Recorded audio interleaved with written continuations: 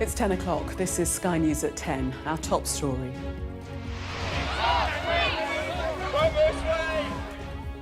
Protests and counter-protests across the country over asylum hotels as Nigel Farage announces plans for mass deportations if Reform UK wins the next general election. A shocking arson attack in a restaurant in East London leaves 3 people in a life-threatening condition. The family of Cher Maximum, who was killed at Hill Carnival last year, called for the event to be moved because they say it's unsafe. It's an unmanageable event, so whatever they say they're going to put in place, they can't put enough precautions in place to make it safe. A warning from farmers that the UK could be sleepwalking into a food shortage disaster. Plus, in the sport, Arsenal unveiled their new signing, Eberechi Eze, as they continue their unbeaten start with a thrashing of newly promoted Leeds. And we'll take a first look at tomorrow's front pages in our press preview from 10:30.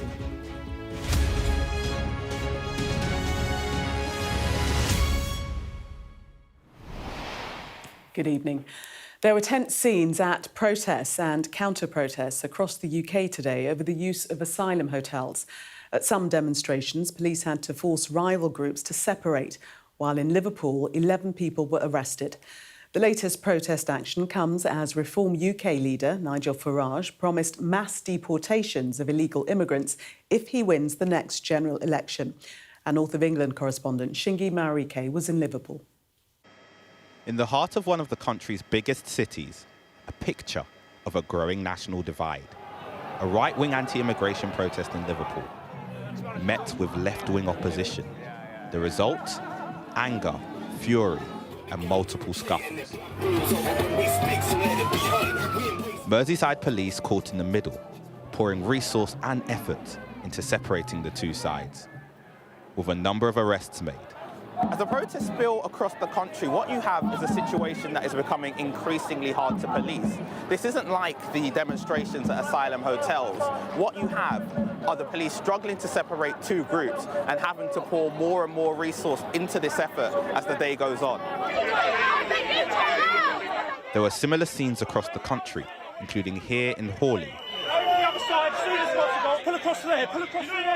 where police were also forced to act and think quickly. And in Bristol, where officers had their hands full, horses needed to stop the two groups from clashing. Back in Liverpool, there were strong opinions on the fringes too. People are being manipulated and lied to, and I think it's actually really sad that poor people with not good health are standing with the far right who will destroy their lives. I think people have forgotten our history and the fact that Liverpool's built on the back of immigrants, you know, even our accent comes from a mixture of cultures, do you know what I mean? We shout Scouse, not English, because we've been oppressed by this government for so long, and now you're siding with it. Makes no sense to me. But as much as people say they want to talk to the other side, it only takes a second for those conversations to turn. I am for immigration, legal immigration, not dinghies that are burning. But when the legal avenues are shut and the world's on fire... No, listen, mate, I'm not arguing with you here. I'm not arguing with you, mate. I'm happy to have the debate. What I'm saying is, I don't believe it's right for illegal immigrants to burn their stuff on a dinghy and then say death to Britain, death to kids. But are they saying that, Yeah, though? they are. Well, I've seen no evidence of it. They are. They are saying that. Yeah, I've seen evidence. Here and beyond, this issue is driving a wedge between people. With more protests and counter-protests planned, it's looking increasingly hard to find a middle ground. Shingi Marike, Sky News, Liverpool. And our chief political correspondent, John Craig, joins us now for more on the political reaction. And John, what is the move that the government's making to solve this crisis? Well, this crisis is getting more urgent by the day because the Prime Minister's approval rating, according to a new poll tonight, is -41. That's worse than Tony Blair after the Iraq War. The Prime Minister was claiming today that the government was tackling illegal immigration. He said that 5,300 foreign national offenders had been removed since July last year when Labour won the election. But the government has another move, poised to announce another move to try and solve the crisis, speeding up the backlog of asylum cases and asylum appeals in particular. Now, what the government is poised to announce is a new plan to fast-track asylum appeals. Now, at the moment, it's very slow. There's a huge backlog. The numbers are something like 51,000 asylum appeals waiting to be heard. So what's going to happen now, essentially, is that the tribunal courts are going to be replaced by panels of adjudicators. Now, it's a completely new system. The government says that the Home Secretary, Yvette Cooper, says it's completely unacceptable, the delays that are happening at the moment. So she's going to appoint these an independent panel of professionally trained adjudicators, she says. And Yvette Cooper has said that we inherited an asylum system in complete chaos, she says, with a soaring backlog of asylum cases, a broken appeals system. So she says they're going to substantially reduce the number of people in the system. And the Home Secretary said this: "We cannot carry on with these completely unacceptable delays in appeals as a result of the system we've inherited, which mean that failed asylum seekers stay in the system for years on end and at huge cost to the taxpayer." Well, this move by the government follows Nigel Farage unveiling a big programme of what he calls mass deportations to tackle the what he calls a massive crisis. He has said that under a reform UK government, asylum seekers will be arrested on arrival, automatic detention and forced deportation to countries such as Afghanistan and Eritrea would be brought in. He plans to set out details on this next week. He's also talking about the hundreds of thousands of people being deported on 5 charter flights every day, leaving the European Court of Convention on Human Rights, something that we're likely to hear also from Kemi Badenoch at the Tory conference later this year in the autumn, getting rid of the Human Rights Act, all sorts of international treaties as well. It has been dismissed by political opponents, as you might accept, but after the shock for the government of the Epping court case earlier in the week, and then those dreadful figures on Thursday, the asylum crisis, the migration crisis, small boats have shot right to the top of the political agenda.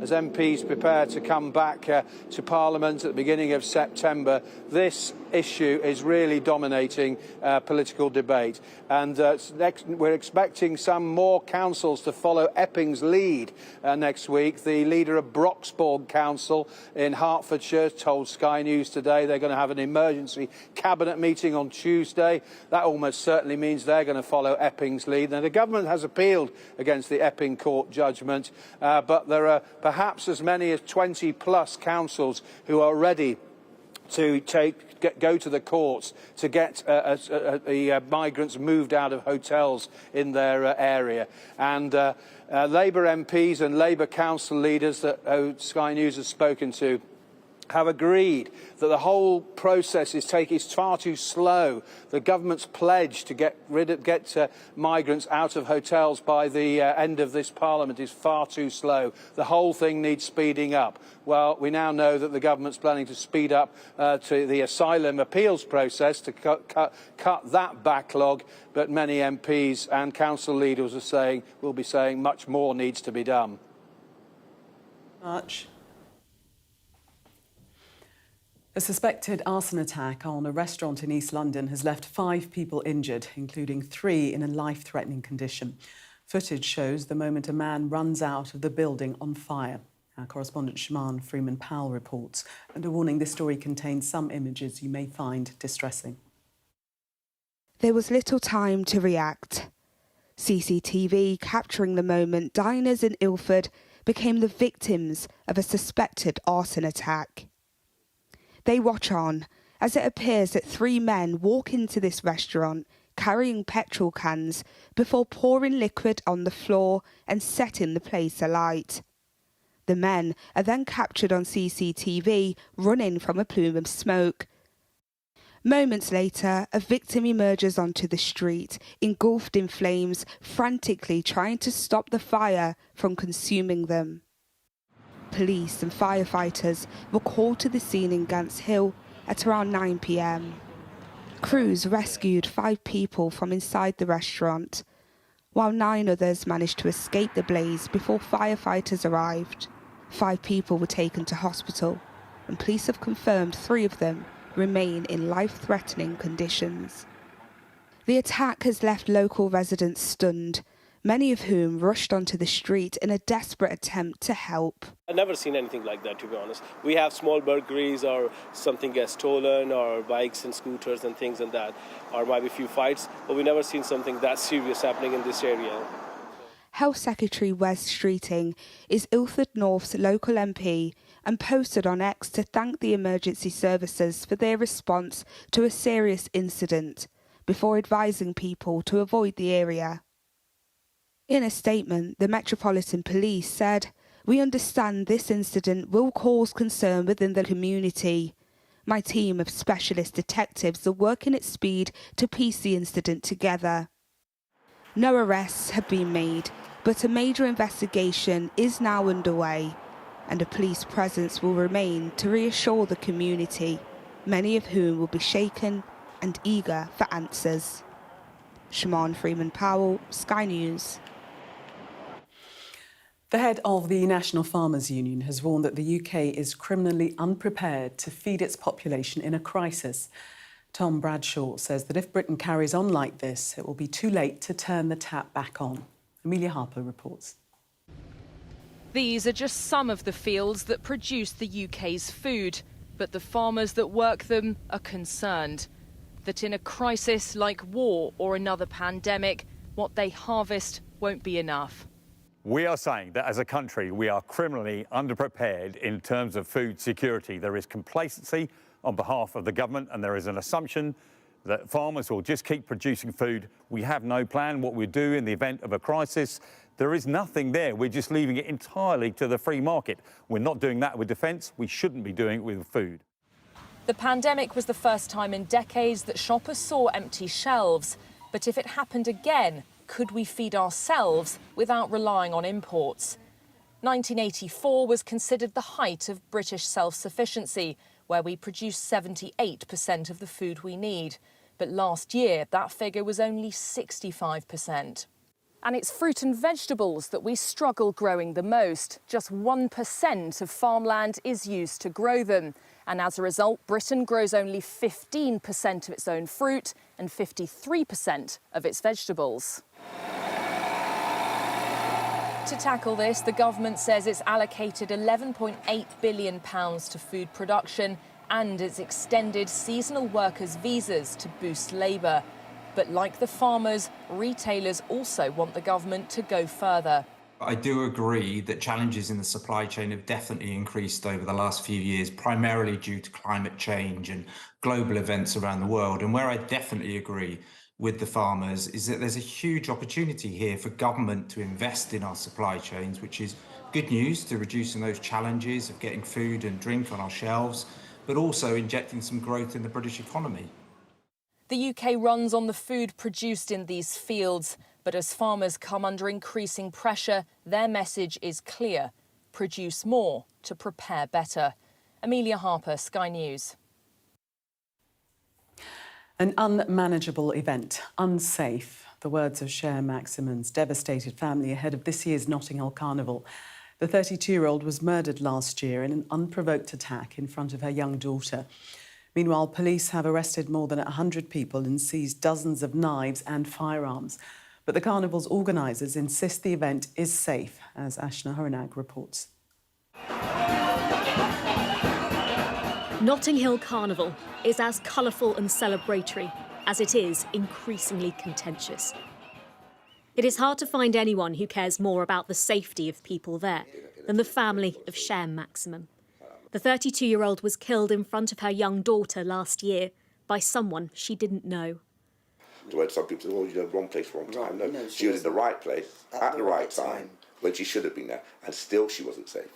Her family believe she was failed. She was in the safest location possible on family day with her daughter, and she was murdered directly in front of police officers. So if it can happen there, it can happen anywhere. It's an unmanageable event. So whatever they say they're going to put in place, they can't put enough precautions in place to make it safe. It's absolutely unmanageable in its current format. Cher's grandmother, Vilene, believes those hijacking the carnival to cause harm have ruined what it represents. She's told organisers it needs to relocate. When I had the meeting with them, I said, well, why can't you move it to a different place, i.e. Hyde Park? It's a big enough park. I was told, well, it wouldn't be called Notting Hill Carnival. Would you like to see it moved out of the current venue where it's held? Yeah. To provide that safety for people? Yeah, have it structured, this in, out, but on the streets, you can do whatever and just escape through the streets. You could turn up the day before, you could be there, you could step out the front door, you're in the site. So could it happen again? Of course it could happen again. Of course it could happen again. A sobering thought as more than 1 million people descend on West London over the next 3 days. This is a direct call to action. This is a family that has lost everything by what happened at this event. But they also understand its cultural significance and the importance of maintaining the integrity of Carnival. It's why they say it's now outgrown its home and needs to be relocated. But the option of moving it isn't on the table. Our hearts are very much so with the family, but you know, Carnival should remain in the streets of Notting Hill. What we need to do is actually tackle the root causes of the issues of violence that we have in the capital that happen 365 days of the year. Last year, the number of Carnival-related crimes were down on the year before, and the majority related to drug offences. This weekend, 7,000 officers and staff will be on site each day, with facial recognition cameras and screening arches used at the busiest entry points. We've put a lot of measures in place, as we always do, but even more so this year to keep people safe. You know, Carnival is a safe space. It's no more unsafe than the rest of London. So I would say come and, you know, be respectful. Carnival is a safe space. But not everyone is convinced. Cher's family know that it can just take seconds for this vibrant event to be marred by violence. Ashna Horanag, Sky News. Medics say at least 33 people have been killed by Israeli strikes and shootings in Gaza today, including Palestinians sheltering in tents or seeking food. According to morgue records and health officials at Nasser Hospital, Israeli strikes killed at least 17 people in the southern Gaza Strip early this morning. The victims of the New York tour bus crash have been named by police. 5 people were killed and 50 more were injured when the bus, which was travelling from Niagara Falls to New York City, careered out of control and fell on its side yesterday. Dozens were taken to hospital, including several children. At least 12 people have been killed and 4 others are missing after a railway bridge under construction collapsed in China, according to state media. 16 workers were on the bridge when a steel cable snapped during a tensioning operation. Local media is reporting that 27 boats and a helicopter are being used in rescue efforts. Sky News understands that Coca-Cola is working with bankers to hold initial talks about the sale of coffee giant Costa. Sources in the city say that initial talks have already been held with a small number of potential bidders, including private equity firms. Coca-Cola first agreed to buy Costa back in 2018 for £3.9 billion. And these are the latest pictures from Hawaii, where Mount Kilauea is erupting again. It's not been a rare sight recently. The volcano has now erupted 31 times since December of last year.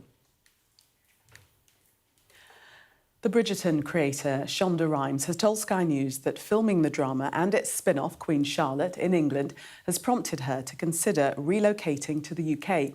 The US producer, who's behind some of the most popular TV dramas of the past 2 decades, also said she found claims that Bridgerton's casting was woke bizarre.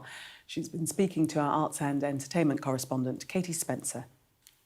From Grey's Anatomy to Scandal and Bridgerton, Shonda Rhimes has created some of the most popular television shows of the past 2 decades. Hi, nice to meet you. Come this way. Her vast contribution to television recognised at this year's Edinburgh TV Festival. Miss Daphne Bridgerton. You have no idea what it is to have one's entire life reduced to a single moment. But there is something inherently condescending about the sniffy way critics get their corsets in a twist, using terms like guilty pleasure to describe her shows. There are certain people for whom the world of women will never be considered as serious or as complex or as interesting as the world of men. I am your new fearless leader. I did my residency here. Who's ready to heal with love? Her first huge hit was medical drama Grey's Anatomy, now on its 22nd season. But finding an abandoned novel in a hotel room would motivate her to write this Regency drama, Bridgerton, Netflix's biggest show. This is what they have been trained for since birth. When I read the books, it became clear to me that Bridgerton is a workplace drama. These are women in their workplace, because in a world in which they have no power, they have no ability to do anything on the outside with a career or anything else, when their only value is who they marry and their only worth is sort of focused into that. Newspapers have dedicated quite a few column inches to raking over her decision to reflect a diverse range of actors in its cast. Is it almost sort of puzzling that people want to kind of comment on it in the first place?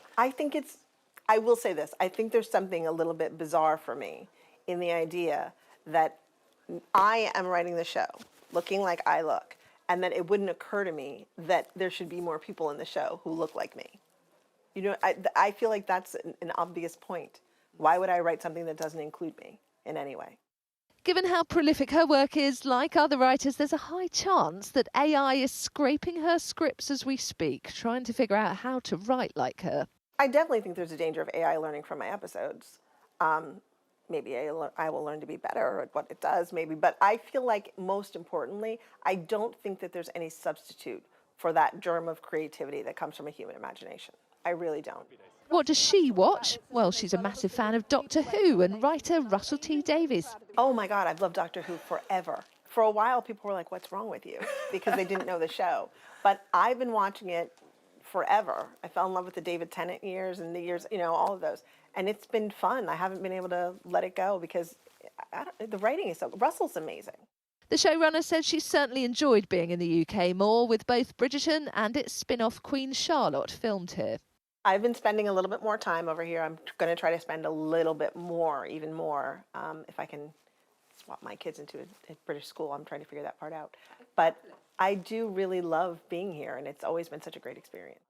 The suggestion that she might move here, a real-life plot twist that British Bridgerton fans would certainly welcome. Thank you so much for talking to us. Thank you, Shonda. Thank you. Katie Spencer, Sky News. She is definitely welcome here. Let's get all the latest sports news now with Nick. Staying connected is vital for business. Sky Business sponsors this report.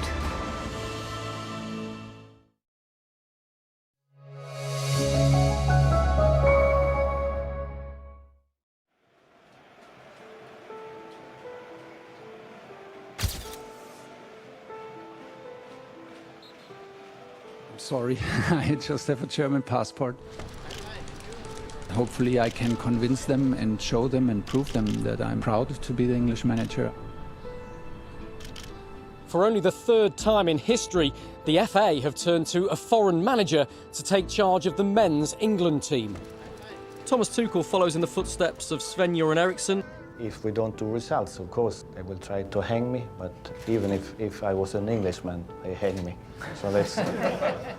And Fabio Capello. A winner with a capital W. That was the template. This is the man. When the news about Tuchel broke, there was a mixed media reaction. Some in Tuchel see a Champions League winning manager and the best candidate available if you want to win a World Cup. That's certainly how the FA bosses view it. But for others, there's a more fundamental principle here. They believe that an Englishman should be in charge of England.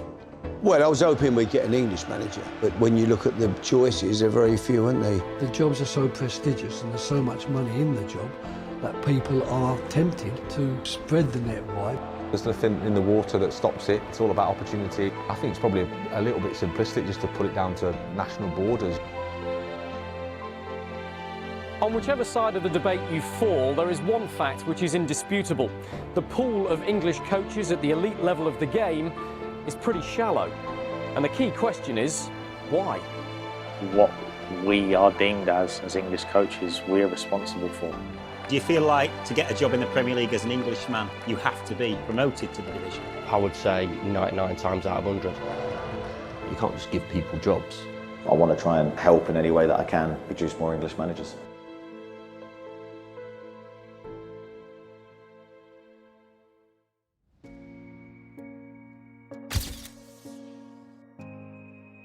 I'm at St George's Park. Opened in 2012, the FA intended this place to be a centre of excellence and a destination of choice for players, coaches, administrators and officials alike. Why have the FA turned to the continent to replace an English manager who's been the most successful in the top job since Sir Alf Ramsey? Well, to answer that question, you have to look much deeper within the game. Before the birth of the Premier League, the English First Division was won predominantly by teams with British managers. 38 Englishmen, 10 Scotsmen and an Irishman in Bob Kyle. The Premier League was formed in 1992 and that date coincides with the last time an English manager was in charge of a team that won the top division. If I'd said to you back in 1992 that no English manager would win the top division for another 33 years and counting, you'd have been shocked, wouldn't you? No, my first response would have been, don't be stupid, based on what I saw at the time. Don't be stupid. It's not sadness, it's just a lot of that sentimentality. But sometimes it does you good to be sentimental. My desire is, or would be, it's the England team, we need an England coach. But what I think of as ideal has to then be placed in perspective with regard to the reality. And the reality being, do we think there are people around who can take the England team to where we'd like it to be in terms of position? And if they decide that they don't think that's possible, I don't see that they can make any other decision. Football, as we all know, has changed. And I think that now, particularly with regard to football and the Premier League in this country's possibly become the new Hollywood. The Hollywood of the 40s, 50s. It's just the place to be. The Premier League is now global. And does that mean there's a bigger pool of coaches worldwide that want to come here and that are available? And inevitably that means to fewer English coaches working at the top level. Sky Business sponsors this report. Well, that was Sky News at 10. Coming up, we'll take a first look at tomorrow's newspapers in the press preview. Tonight, we're joined by journalist and author Janelle Aldred and political commentator Gawain Towler. Amongst the stories we'll be discussing, this on the front of the Sunday Express. Its headline, Border Farce, outrage at bonus payouts. We'll be right back. Do stay with us.